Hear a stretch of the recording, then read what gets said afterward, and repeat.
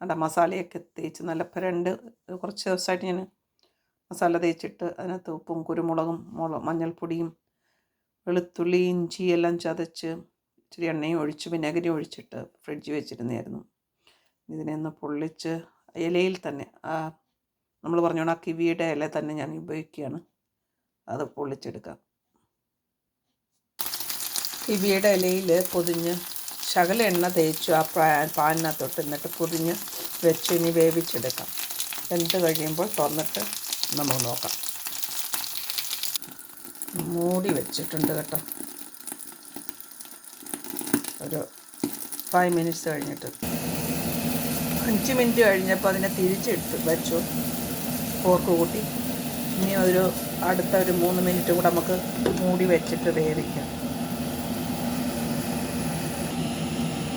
3 minute ഇപ്പം കഴിഞ്ഞ് നമുക്ക് തുറന്ന് നോക്കാം. നന്നായിട്ടിരിപ്പുണ്ട്. നല്ല ഫിഷ് ഫ്രൈ ആയി. ഒരു പ്രത്യേകത ഇതിനുള്ളത്, നമ്മുടെ ഫിഷ് വറുത്താൽ പ്രത്യേകിച്ച് ഭയങ്കര മണം ഉണ്ടാകില്ല വീടിനകത്തൊക്കെ. എനിക്കൊന്ന് ഇല അബ്സോർബ് ചെയ്യുന്നുണ്ട്. ഒറ്റ മണമില്ല. എക്സോസ്റ്റ് ഫാൻ ഇട്ടിട്ടുണ്ട്, പക്ഷേ വീട്ടിനകത്ത് അത്രയും മണമില്ല. അതൊരു നല്ല നമുക്കൊരു പ്രത്യേകതയാണ്. മണം കുറഞ്ഞു കിട്ടും. അതുപോലെ ഇതിൽ വേവിച്ച് തിന്ന് കഴിയുമ്പോൾ അത് തിന്നാനും നല്ല ടേസ്റ്റാണ്. ഞാൻ ഇതിനു മുമ്പ് ചെയ്തിട്ടുണ്ടാണ്. അതുപോലെ കിവിയുടെ പ്ലാന്റ് നിങ്ങൾ ഉപയോഗിക്കുക. അങ്ങനെ പ്ലാന്റ് ഇല്ലാത്തൊരു പ്ലാന്റ് മേടിച്ച് വെച്ചാൽ അത് ഇത്തിരി വൈഡറായിട്ട് വളരും. നല്ല വലിയ ഇലയുമാണ്. കുറച്ച് വർഷം കാത്തിരിക്കണം അതിൻ്റെ ഫ്രൂട്ട്സ് കിട്ടാൻ. 10-12 വർഷം വെയിറ്റ് ചെയ്യണം. നന്നായിട്ടിരിക്കുന്നു.